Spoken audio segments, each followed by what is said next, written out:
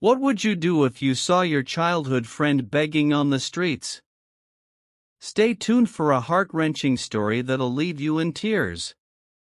It was a bright afternoon in Ouagadougou, the capital city of Burkina Faso. President Ibrahim Traoré had just finished a surprise visit to a local school. As he was heading back to the presidential convoy, something caught his attention. A man sat by the roadside, his back against a dusty wall, a tin cup in front of him. His clothes were torn and dirty, his hair had patches of gray, and his eyes were tired.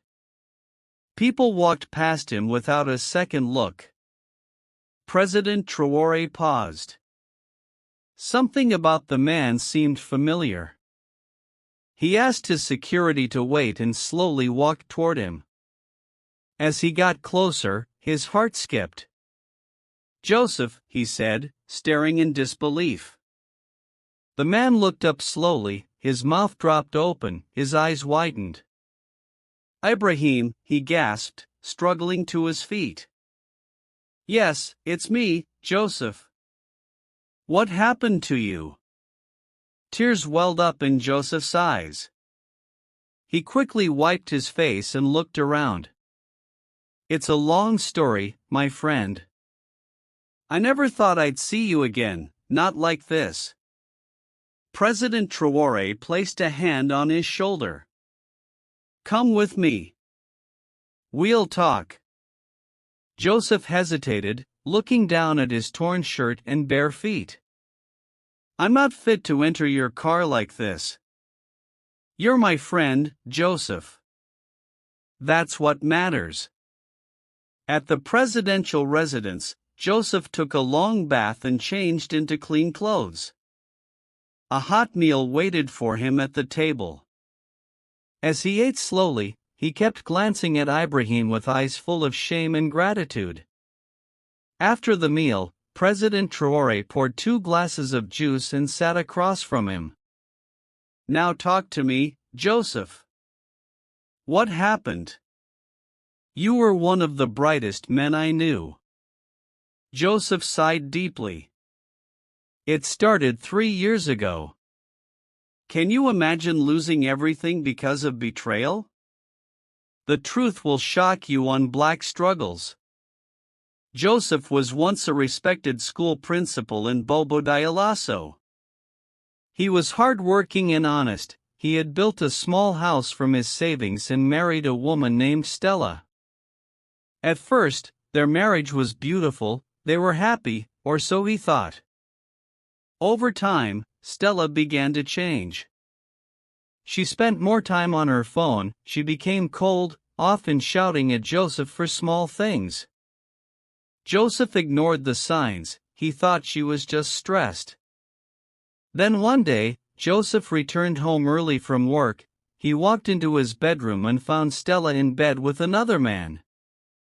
"I couldn't believe it," Joseph whispered. "It felt like the ground opened beneath me. I was frozen."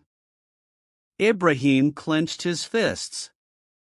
"What did you do?" "I walked out. I couldn't fight, I was shaking." "She didn't even say sorry. She followed me out and told me it's over, that I should leave the house because the man I saw is now the one she loves." President Traoré stared at him in shock. "Leave the house you built?" "Yes," Joseph said, nodding. "I refused, so she took me to court. She lied in court and said she had supported me financially to build it. She even brought fake documents." "What did the judge do?" "The judge ruled in her favor," Joseph said, his voice shaking. "I was forced to leave my own house. I had nowhere to go. My little savings went to pay lawyers. I lost everything. My job, my home, my respect." President Traoré sat back, his heart heavy. "That's wickedness." Joseph nodded. "I lived with a friend for some time, but shame drove me away. I started sleeping under bridges, then I began begging for food. I eat once a day if I'm lucky. Every time I close my eyes, I see Stella and that man laughing." He looked down, tears rolling down his face. I became a shadow, I wanted to die. President Traoré stood up. Joseph, I'm sorry, you didn't deserve any of this, but I promise you, your story will change. Joseph looked up. You still call me your friend? I never stopped. That night, as Joseph slept peacefully on a clean bed, President Traoré sat in his office. He had made a decision. He would not let Joseph remain broken, he would give him a fresh start. The next chapter of Joseph's life was about to begin. The next morning, Joseph woke up to the smell of breakfast. For a moment, he thought he was dreaming. The soft bed beneath him, the clean sheets, the fresh clothes beside his bed, it all felt unreal. Then he heard a gentle knock on the door. It opened, and a staff member entered with a tray. Good morning, sir, President Traoré asked me to serve you. Joseph sat up slowly, his voice still weak. Thank you. As he ate, he thought about everything that had happened. Just yesterday, he was begging on the street. Today he was sleeping in a presidential guest room. He didn't know what tomorrow held, but for the first time in years, he had hope. Later that morning, President Ibrahim Traoré joined him in the garden. He was dressed simply, as always, with kindness in his eyes. Joseph, he began, I didn't sleep well last night. Your story broke my heart. Joseph lowered his head. I didn't mean to bring trouble to your peaceful home. You didn't bring trouble, you brought truth, and that truth must not end in pity, it must lead to action. Joseph looked up, unsure of what Ibrahim meant. I have made arrangements, Ibrahim said firmly. Today you will visit a doctor for a full checkup. After that, I'm taking you somewhere special. Joseph opened his mouth to speak, but Ibrahim raised his hand gently. No questions, just trust me. By afternoon, Joseph had seen a doctor, taken some medications, and had his first proper haircut in years. When he looked in the mirror, he barely recognized himself. His eyes, once full of pain, now held a faint spark of life. Ibrahim drove him in a private car to the edge of the city, where a small but beautiful building stood. It was painted cream and brown with a green roof and a small garden in front. This is for you, Ibrahim said. Joseph's jaw dropped. Me? Yes, Ibrahim smiled. Your new house, fully paid, no one can ever take it away from you. Joseph began to cry. Why would you do this for me? Because I know who you are, Ibrahim replied. You were there for me in school, you gave me books when I couldn't afford them, you defended me when I was bullied, you believed in me before I believed in myself. Joseph shook his head slowly, overwhelmed. I just did what friends do. And now I am doing what friends do, Ibrahim said. Come, let me show you inside. Inside, the house was a cozy living room, a clean kitchen, a bedroom with new bed sheets, and even a small office space with a bookshelf and desk. I've also started a business for you, Ibrahim added as they sat. It's a bookshop and small school supply store right beside a secondary school. I know you loved education, now you'll manage the shop, and I'll make sure it's supported for the first year. Joseph was speechless, tears flowed again, but this time they were not tears of pain, they were tears of healing. Over the next few weeks, Joseph's life transformed. He managed the store with excellence. Students came daily to buy pens, books, and notebooks. He even started giving free advice to teenagers who needed help with their studies. His reputation grew quickly in the community. People began to greet him on the street again. He was no longer that beggar. He was now Mr. Joseph, the man who rose again. One Saturday afternoon, as he was arranging books on a shelf, a soft voice called his name. He turned around and froze. It was Stella, his ex-wife. She looked different now. Her once proud face was pale. Her clothes, once elegant, were plain. She wasn't wearing any jewelry. Behind her stood a small suitcase. Joseph, can we talk? She asked, her voice low. Joseph slowly walked outside the shop, crossed his arms, and looked at her. "What do you want, Stella?" Tears filled her eyes. "I have nowhere to go." Joseph said nothing. She continued, "He left me, the man I left you for. He sold our house and emptied my account. He ran away with another woman. I lost everything." Joseph closed his eyes briefly. "I've come to say I'm sorry," she whispered, "and to ask if I can stay with you just for a while." Joseph opened his eyes. "Stella, I forgave you long ago, but I've moved on. I have a life now, a peaceful one. You chose your path, now I have mine." Stella looked down in shame. "Please, even just a room." "I'm sorry," Joseph said calmly. "I wish you well, but this house is not your home." He walked back into the shop, heart pounding. That night, he called Ibrahim. "She came back," Joseph said. "And what did you tell her?" Ibrahim asked. "I told her no." Ibrahim smiled on the other side of the phone. "I'm proud of you." Joseph took a deep breath. "Thank you, Ibrahim. You didn't just give me a house and a business, you gave me back my dignity." But Joseph's story was far from over. He was about to experience something he never imagined, love again. The days passed quietly for Joseph. His shop was doing well, and he had begun to smile more often. Each morning, he opened the store early and welcomed students and teachers with respect and kindness. Word spread fast. He was not just a seller, he was a helper, a listener, a father figure to many. One Friday morning, as he was arranging pens on the counter, the doorbell rang. He looked up and saw a woman walk in. She wore a simple blue dress and had a kind face. Her eyes were bright, and her smile was warm. "Good morning," she greeted. "Do you have mathematics textbooks for senior school?" "Yes, we do," Joseph replied. "Come with me." She followed him to the shelf, picked what she needed, and returned to the counter. As Joseph packed her books, she said softly, "I've seen you before. You help the children who cannot afford books." Joseph smiled. "They remind me of who I used to be." The woman extended her hand. "I'm Grace. I teach at the secondary school nearby." Joseph shook her hand. "I'm Joseph. I own this place." Grace raised her eyebrows, impressed. "That's wonderful. Your shop is neat and welcoming. We need more people like you in this area." Joseph felt his heart beat a little faster. He hadn't spoken to a woman this way in years. "Thank you, you're kind."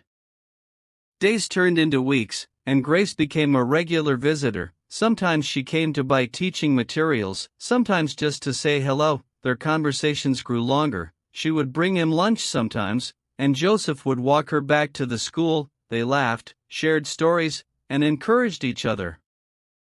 Grace had lost her husband 5 years earlier and was raising a daughter alone. She understood pain, she also understood healing. One evening, as they sat outside the shop watching the sunset, Grace turned to Joseph. "You know, you're a strong man." Joseph smiled. "I don't feel strong, I just feel lucky to be alive." "No," Grace said firmly, "you've been through the fire and didn't burn, you still chose to be kind, that's strength." Joseph looked into her eyes. "I never thought I'd meet someone like you." Grace looked down shyly. "And I never thought I'd smile again the way I do now." There was a silence between them, gentle and warm. It didn't need words. That night, Joseph called President Traoré. "I think I've met someone," he said. Ibrahim laughed softly. "Joseph, the lover boy?" "Not like that," Joseph chuckled. "She's different. Her name is Grace. She's calm, wise, and full of light." Then don't let that light go out, Ibrahim said, you deserve joy. Joseph took his time. He and Grace continued to grow close. Her daughter, little Rachel, loved coming to the shop to help arrange books. Joseph treated her like his own. He taught her how to read faster, helped with homework, and even built a small reading corner just for her. One sunny afternoon, Joseph took Grace and Rachel to a quiet garden. He knelt gently, holding a small ring in his hand. I don't have much to offer, he said, but I have peace, respect, and love. Will you marry me, Grace? Tears welled up in her eyes as she nodded. Yes, Joseph, 1,000 times, yes. Rachel jumped with joy and hugged them both. The wedding was small but beautiful. President Traoré attended with a smile on his face. He pulled Joseph aside after the ceremony.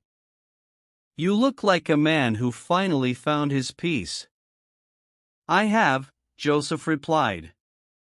I know, my friend, Ibrahim said, you found peace because you never gave up.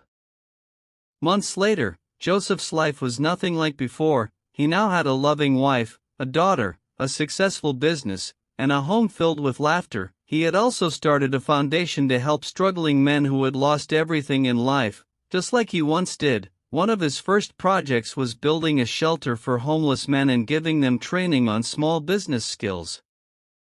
I was once on that street, Joseph would tell them, but one friend changed my story. Now I want to change yours. Back in a rented apartment on the other side of town, Stella sat alone. She had tried reaching Joseph several times, but he never answered. She had even gone to his shop, but the sign on the door read, Mr. Joseph is away on family vacation. Shop will reopen next week. She stood there looking at a picture of Joseph and Grace holding hands with Rachel in the middle. Her hands trembled, tears rolled down her cheeks. She had everything and lost it all. Now he had everything she never appreciated. She turned away slowly and walked down the dusty road. This time she was the one with nothing to her name. Joseph, meanwhile, sat with Grace on their porch that evening sipping tea.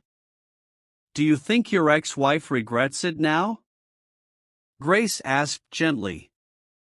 Joseph looked at the stars. Maybe, but it's no longer my concern.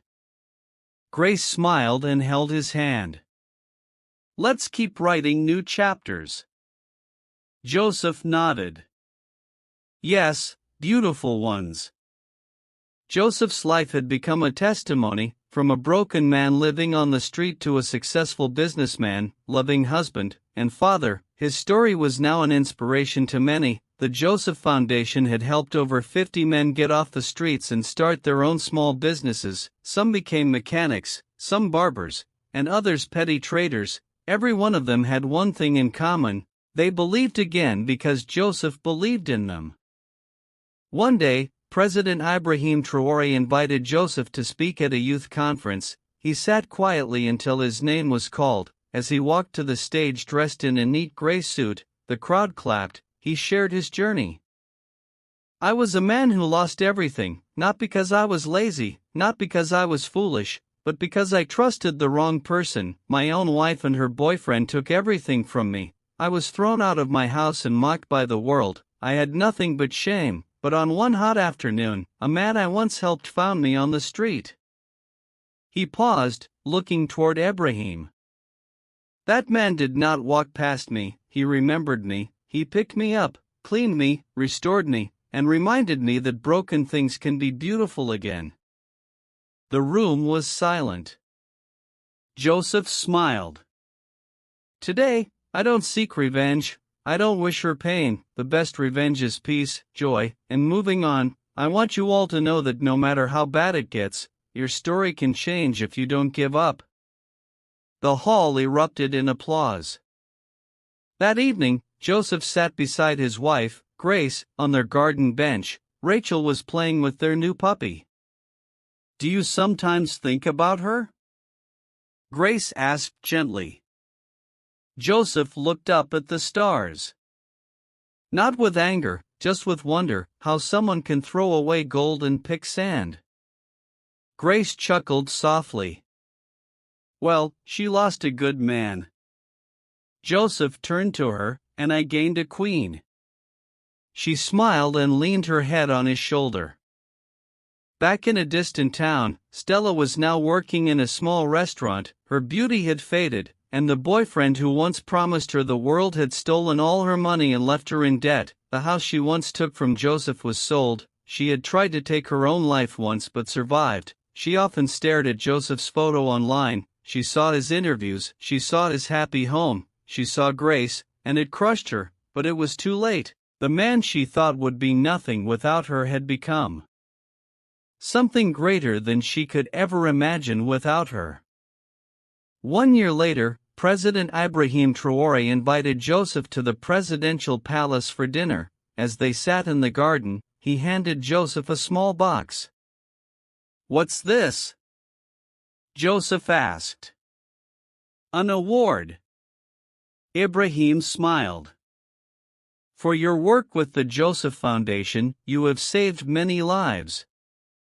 Joseph opened the box. Inside was a golden medal. He stood up and hugged his old friend tightly.